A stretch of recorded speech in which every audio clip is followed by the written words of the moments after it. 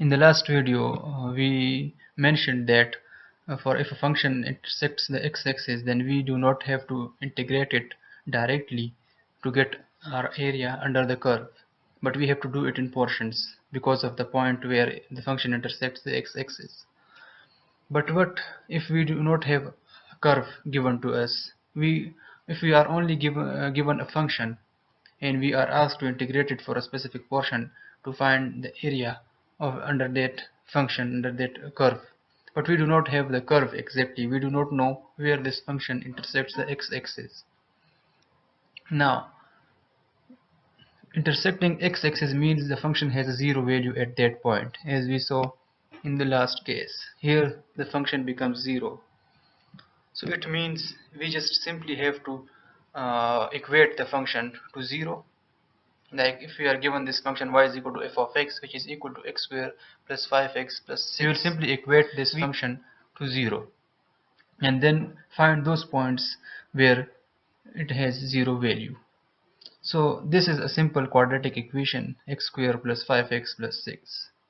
So we can solve it either by a quadratic formula or a sum product rule method or a completing square method.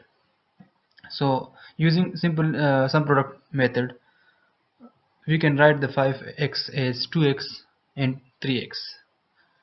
As we all know, the rule for a sum product method is that we have to write the factors of the middle term in such a way so that by multiplying them we get our last term. Like 2 multiplied by 3 is equal to 6 and 2 plus 3 equals 5.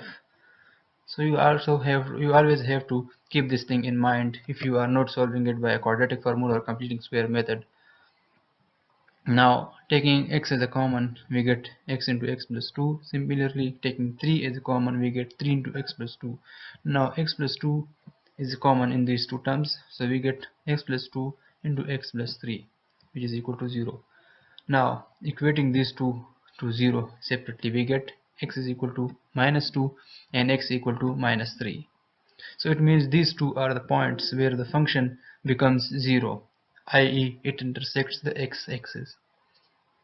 Now, as you can see, both points are negative.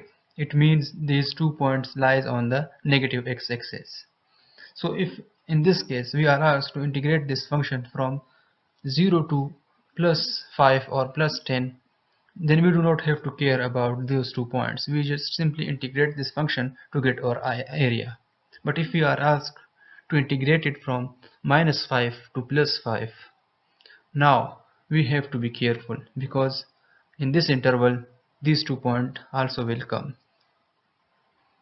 So now if we have to integrate it from in portions from minus 5 to minus 3, then from minus 3 to minus 2, and then from minus 2 to plus 5 to get our required area.